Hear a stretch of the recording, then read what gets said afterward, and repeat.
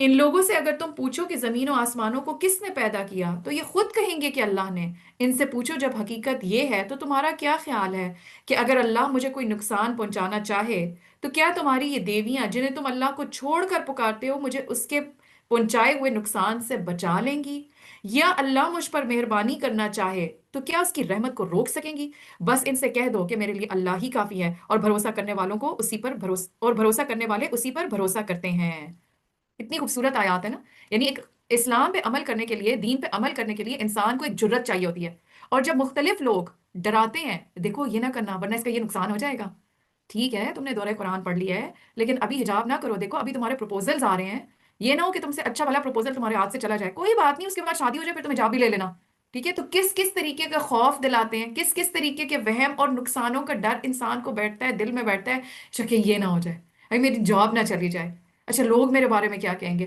تو دیویوں کی مار تو ڈفرینٹ تھی نا، لیکن ہم بھی جب دین کے اوپر عمل نہیں کر رہے ہوتے تو کس چیز کا خوف ہمیں روک رہا ہوتا ہے؟ اپنے آپ سے پوچھیں کہ میں کس چیز سے ڈر رہی ہوں؟ سارے اختیارات تو رب کے پاس ہیں، اگر وہ نقصان دینا چاہے، اگر اسی کی طرف سے پروپوزل نہیں آ رہا تو بہت ساری لڑکی ہیں جنہوں نے حجاب نہیں لیا ہوا لیکن ان کے پروپوزلز نہیں ہیں، ٹھیک ہے؟ تو اگر وہ نقصان پہنچانا چاہے کوئی نہیں روک سکتا، جو رحمت وہ دینا چاہے پھر کوئی نہیں روک سکتا۔ اور اچھی بھلی حجاب اور نقاب لینے والی بچیاں جن کو کسی نے دیکھا بھی نہیں ہوتا، اللہ کی طرف سے ایسے ان کو پروپوزلز آتے ہیں کہ پتہ بھی نہیں چلتا۔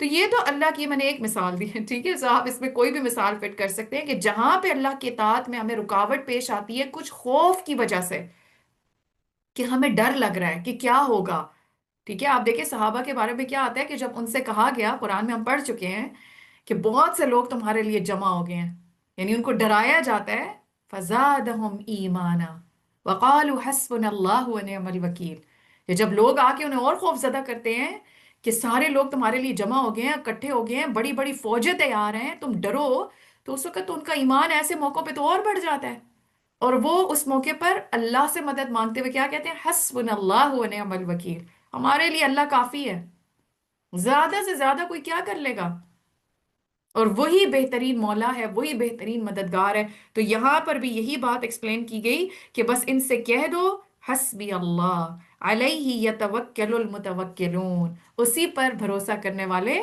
بھروسہ کرتے ہیں۔ تو حسبی اللہ بہت مبارک کلمہ ہے، اور یہ دو مقامات پر بولا جاتا ہے، نفع حاصل کرنے کے موقع پر یا پھر کسی نقصان سے بچنے کی صورت پر۔ اور ابراہیم علیہ السلام نے بھی جب ان کو آگ میں ڈالا جا رہا تھا تو یہی کلمات دہرائے تھے۔